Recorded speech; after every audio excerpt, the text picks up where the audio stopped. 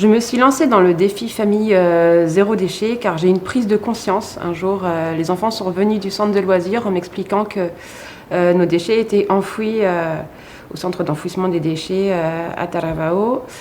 Et j'avais même pas réalisé que ça puisse exister, qu'on enterre ces déchets. J'ai vraiment eu une prise de conscience. Alors, mes petits succès, ça a été la mise en place surtout du compost, parce que je cuisine beaucoup, je cuisine tout moi-même, j'achète rien de prêt. Je consomme 0 produit de l'agroalimentaire et mes poubelles étaient remplies du poids des déchets, des fruits, des légumes et tout ça. Et on n'arrivait pas à baisser nos poids de poubelle. On avait déjà commencé par le vrac quand on a fait le défi et nos poubelles ne baissaient pas et j'avais des a priori sur les bêtes, les odeurs et tout ça. On a mis en place le compost et rapidement, notre poubelle a diminué énormément et on a réussi à descendre avec une poubelle à 650 grammes pour une famille de 6 personnes. J'ai découvert petit à petit, à force de connaître les différents endroits à Tahiti, j'ai trouvé mon réseau en fait, où aller chercher mes croissants en faisant du zéro déchet, où aller chercher ma viande, où aller chercher mon lait de coco avec mes bouteilles parce que tout le monde n'accepte pas. Et en fait, ça a vraiment été une démarche et des recherches pour rester en local aussi. Donc j'ai 4 enfants, et effectivement, ils sont eux-mêmes convaincus en fait. Ils sont les premiers à dire mais maman, ça pollue, il faut pas le prendre. Quand on va sur la plage, ils ramassent les plastiques spontanément et ils font même du rayonnement. Ils disent aux copains mais attends, il faut pas que tu jettes tes papiers par terre. Ils sont autant convaincus que nous en fait. Et ils acceptent les jeux d'occasion, ils acceptent les vêtements d'occasion, ils acceptent que pour la rentrée, on rachète pas un nouveau cartable, des nouvelles chaussures. J'essaye de leur faire comprendre que le zéro déchet, c'est aussi faire attention à ses affaires.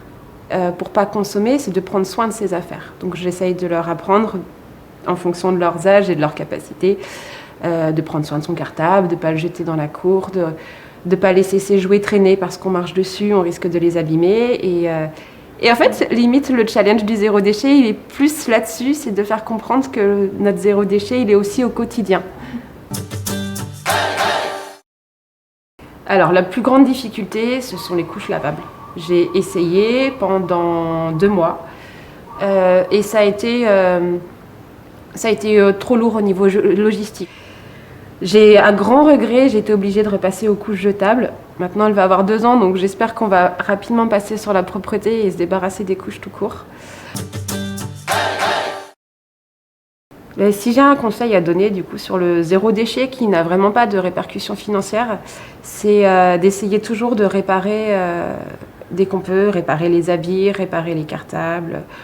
On peut toujours trouver des petites couturières qui peuvent faire des réparations et qui évitent de jeter et qui donnent souvent une seconde vie aux vêtements. Et avant de jeter quelque chose, toujours se poser la question de est-ce que je ne peux pas le réutiliser à plus ou moins long terme.